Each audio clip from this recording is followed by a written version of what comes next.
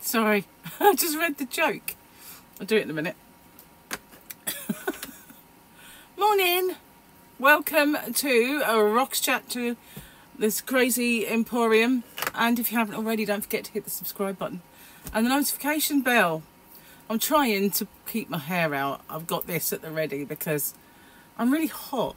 I've got the fan blowing full blast at me. They did say it was going to get mild, and well, I didn't think it was. Suddenly I've got a bit tropical in here, so maybe it is a little milder than I first thought. It didn't help that Gary left the heating on in a couple of rooms, and I always forget to turn a few of them off, and it's just a bit stifling. So I've been toying with the idea of buying another ninja. I don't mean like one of them little black guys. You don't mean they're black, I mean they're dressed in black and they go, wah! Not them sort of ninjas. That's pretty lame. I was thinking of getting one of those with the drawers, because the one I have is a very old ninja, and it's been superseded by a few with better kind of functions. And you can't put a whole chicken in it. You can if it's a tiny one, like if it's more of a pigeon, then it fits. But if you want a nice, decent size anything, don't really fit in there because it's round for a start. So I was thinking of getting one of those with the drawers, and you can get one where you can take a divider out. So it's one humongous drawer, or two individuals that can be done at different things. So you can have air fryer in one, roasting in another. So I was thinking of doing that, really, getting that one. I'm not absolutely sure, but it's Black Friday, so it's kind of making me think upgrade some of the kitchen equipment, because I ordered the other day some Scoville Never Stick pans from, well, I've got this, it's not a catalogue, I don't treat it like a catalogue, but every now and then it's just as good buying it from them as it is anywhere else.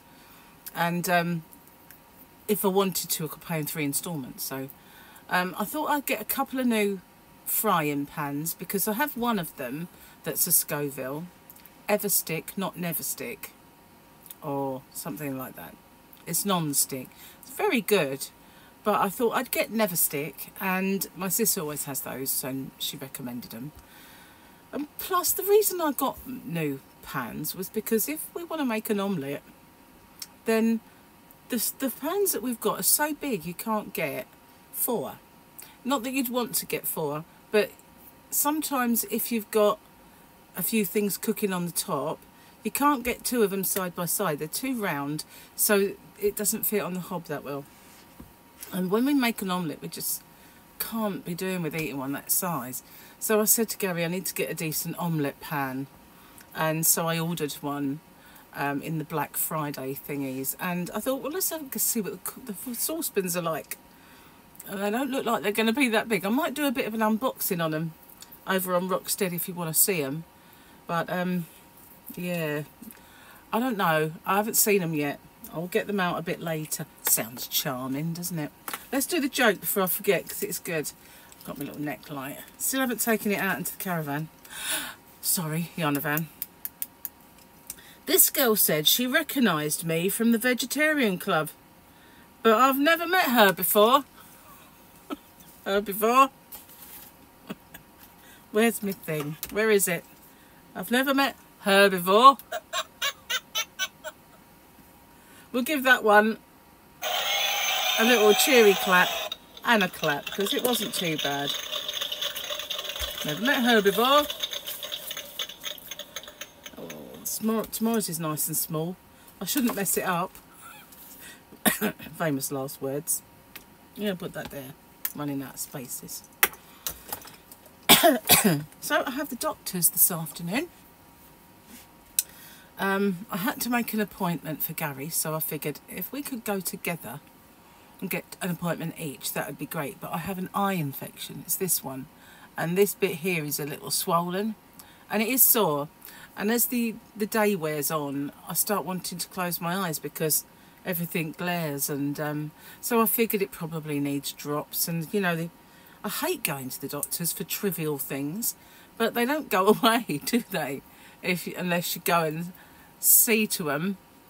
So yeah, I feel kind of like a fraud going to the doctor because I've got a swollen eye. You know, that just you should be able to go in the chemist and get medicated stuff for your eyeball. I suppose it's dodgy, isn't it? It's your sight and everything, so you can't just trust a hack, I guess. But you know, I just feel like if my head was dropping off, I'd understand going, but it's just a swollen eye. But it is irritating and it hurts, and it has been hurting for a few days, so I suppose I should. I remember with Mike the other day, I saw Michael and he went, "What's the matter with your eye?" And I went, "Does it notice that much?" He went, And he said, "And the white bit's all red." So I said, "Oh well, I'll have to get it sorted then." But it was the way he looked at it, as if it was like a cyclops or something. Gigantic, bulging, red, nasty eye. Oh well, hopefully a few drops and it'll be back to normal. It's the second time I've had it. I don't know if it's what you guys in America call pink eye, or if that's something nasty. I don't know. You'll have to tell me. You let me know. So I thought I'd sparkle again today, but it's a little bit more of a subtle sparkle. That was cool yesterday. I really liked that one. And I took a chance on that size being right, because the other one was okay. I could have worn it. Definitely could have worn it. But I just felt it was a bit huggy in places. And I thought the time that I'm going to want to wear that is the eating time of the year, you know, Christmas. And our Christmas is extended now because we've got an American in the family.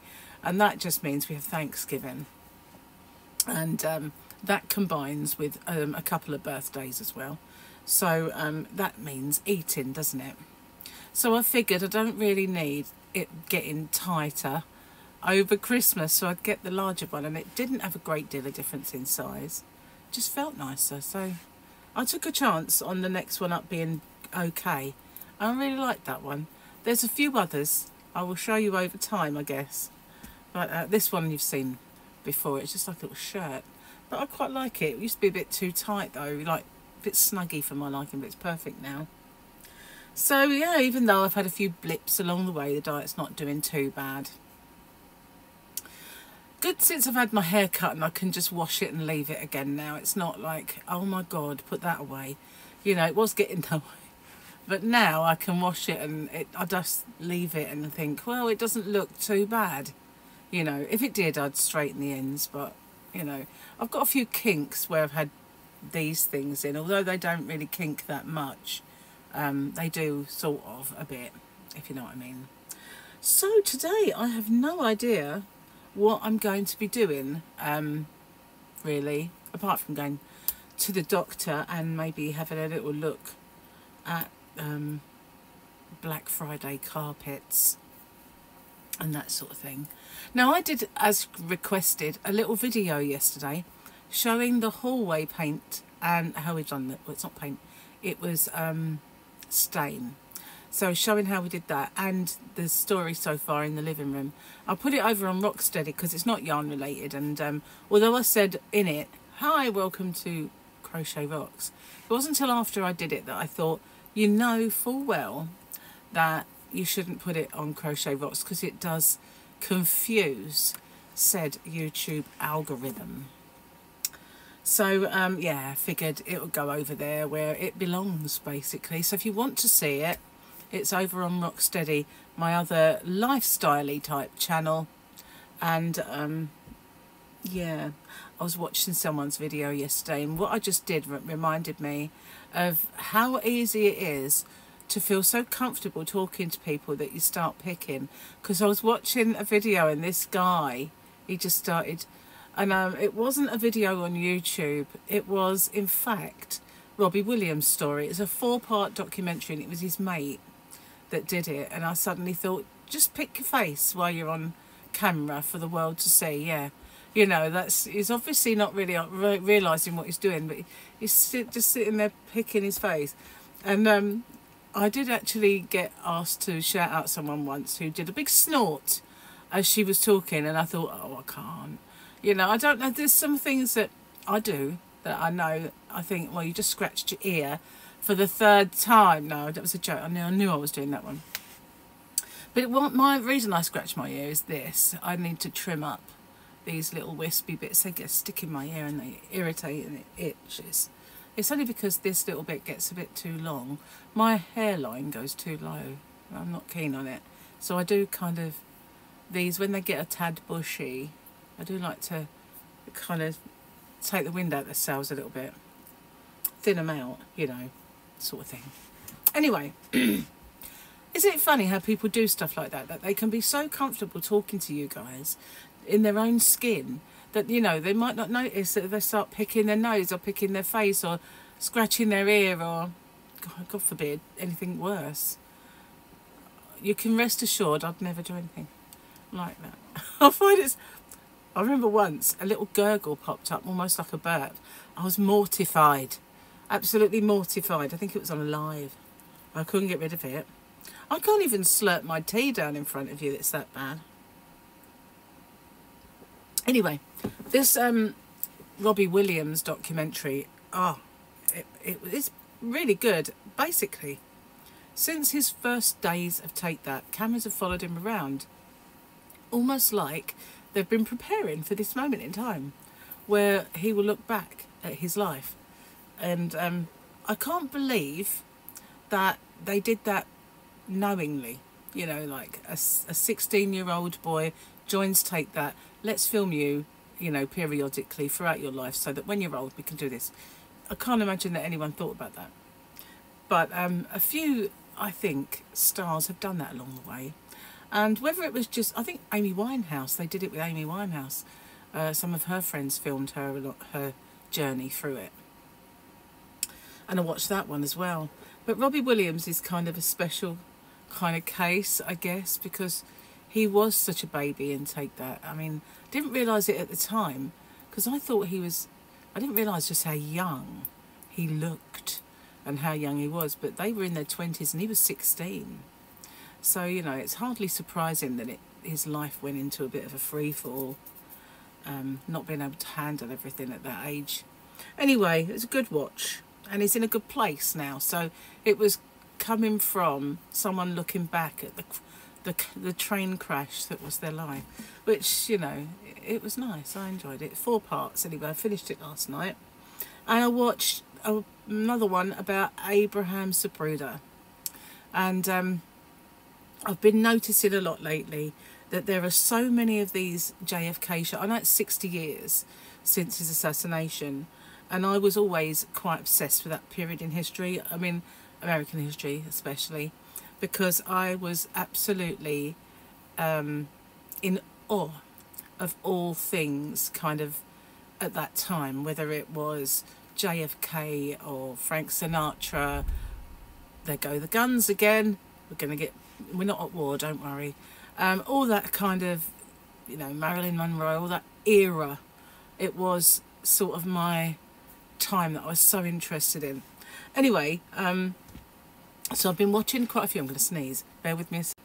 See, I can't even sneeze if I don't pick anything. Anyway, where was I? Oh yeah, I was all kind of like always really into that era. And I'm going to stop picking everything now. Everything's itching because I said I can't touch it. Anyway, yeah, so I've noticed a shift that from the early days, it was the Warren Report and everything else, the Warren Commission, and it was how Lee Harvey Oswald acted alone, and then over time there was a conspiracy. It could have been the mafia, it could have been the government, it could have been J. Edgar Hoover, it could have been like all these, could have been all of them, could have been Castro, it could have been lots of things. You know, there was always this, you know, different slant on it whichever documentary you happen to watch. But one thing was decided, and I think it was decided quite legally, that there was some kind of conspiracy.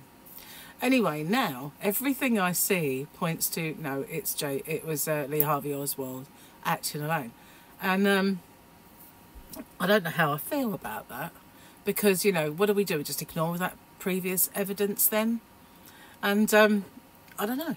So yeah, I've kind of been into it. So I watched this film, really, documentary on ITVX, about Abraham Sabruder, the man who shot the movie. Of, you know, he carried on his one of those little handheld cameras, and he caught the whole thing. And I saw Geraldo. Do you remember Geraldo? When he very first showed that Zapruder film, we watched it because, as I say, I was quite into, and it was a perfect copy. I mean, it was probably the film, and it was the first time they showed it, and you could quite clearly see, this is awful and I know I shouldn't talk about it, but that as the bullet hit him there, this part of his head peeled away and it went to the back of the car, and you could see Jackie Kennedy clamber across the back of the car to get it, and with just an instinctive thing. They never mentioned why she was clambering to the back of the car now, but obviously they did then. And so now they always say that she was trying to get out of the car. She wasn't. She was going to retrieve this part of his head that had been blown off. Anyway, so it was a perfect, pristine copy. Something happened to that, you know. So now, whenever they show it, it's grainy, been more reproduced and more reproduced and more reproduced, and it's grainy. So yeah, there's too many things, like his autopsy, the samples of the brain and all that stuff. They went missing. They went missing, you know, for the most influential man in the world at the time. They went missing. You know, there was just too many things, too many. And I know a lot of it is going to be the people of the time were shell-shocked and things didn't get done right and all that. It's unprecedented and precedented. Oh, that wasn't intentional, but it deserves one. But anyway, I'm not going to talk about it anymore because there's probably people going, I don't care. I don't care. But I, you know, care because I really, really loved that period in history and everything about it. You know, Malcolm X, Martin Luther King, the whole thing. I love it. I love the whole thing. I actually studied it, you know. When I went to university, they encouraged you to dip in and out of subjects. And I thought, I'm going to do the American Revolution. I'm going to do like the 60s in America. So I was a mature student. I wasn't that much older than the people that were learning. Because bearing in mind, this is university. So they are in their like 18, 19. And I was like 20 something. But this teacher, he kept, well, maybe I was a bit older. I don't know. Maybe 30s. Anyway. I wasn't old by any stretch of the imagination, but every time he came up with a theory or you had to tell him a fact, he'd look at me for verification. And I look, I wasn't there, all right? In fact, the only thing important to me at that time in my life was whether I was going to get a rusk, you know, let's face it. So it was just like, oh, you know, you were around at this time. And the fact that I was studying history from a time that I was alive made me feel ancient. It's like, this is history. It's really not, is it? I was a child, you know. Oh, that was weird. That was a very weird feeling, especially when he kept looking at me as if I didn't know anything about Vietnam back then, you know. I remember seeing a few things on the news, like that kid running, you know, that awful picture. I can't remember who took that now. I want to say Warhol, but I doubt it. I can't remember. But anyway, yeah, that was bizarre. That was a bizarre feeling to be studying a history that you were alive for. It did make me feel rather old at the time. I'd love to feel that old now, though, you know. It's like a couple of years ago now. Just saying. Anyway, where am I? Let's turn the fan down. It's a bit noisy. Yes, I have no idea what to do today, video-wise and stuff like that. But if you want to see the decorating so far, it's not finished by any stretch of the imagination. But it's over there on Rocksteady, which is getting ever closer, ever closer. It's a slow old process on Rocksteady because, you know, it's not that subscribed to. But yeah, I'm on the final stretch of monetization watch hours. Getting there. Getting there. Got to wait for the postman before I can go anywhere. Oh, I've got a real irritation now. It's because I mentioned it, isn't it? I don't know. But I've got an itch there. There. I don't want to pick this because that was just an illustration. That wasn't even me. It's weird though. Everything's irritating and itching. It's all in the mind. It is. It's psychosomatic. Very long word, isn't it? I think I deserve one of these for that. Well, actually, no. I think I deserve that one. For my long word. Cheers, guys. We're going to have to drink it. I'll try not to slurp it down, but I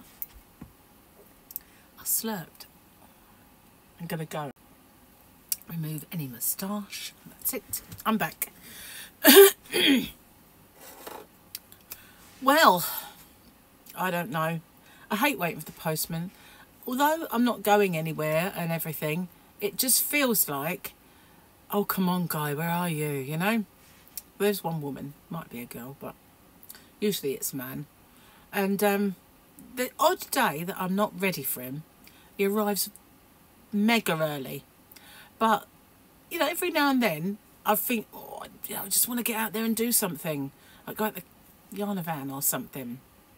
And I didn't because they don't always see the doorbell and I won't hear them other than the doorbell. So I can't even do that. Can't even go out there and start tidying and sorting stuff out. Can't even do it. So, yeah, it's a bit annoying, really. It is. So, not much else to tell you. Diet's going well, I have to say. I made a spaghetti bolognese yesterday with miracle noodles. But they're called bare naked noodles. And they're that plant that begins with G. It's like guacamole. It's got a word this long. Some people just call them cognac noodles, I think. But I want to scrub. It doesn't even really itch.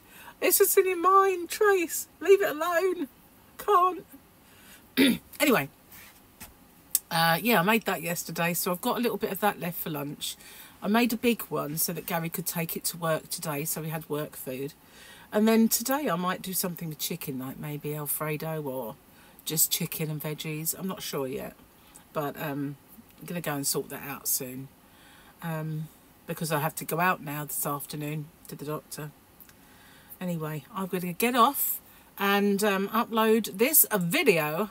And I will see you on the next one, whatever it might be. Yeah. Bye for now.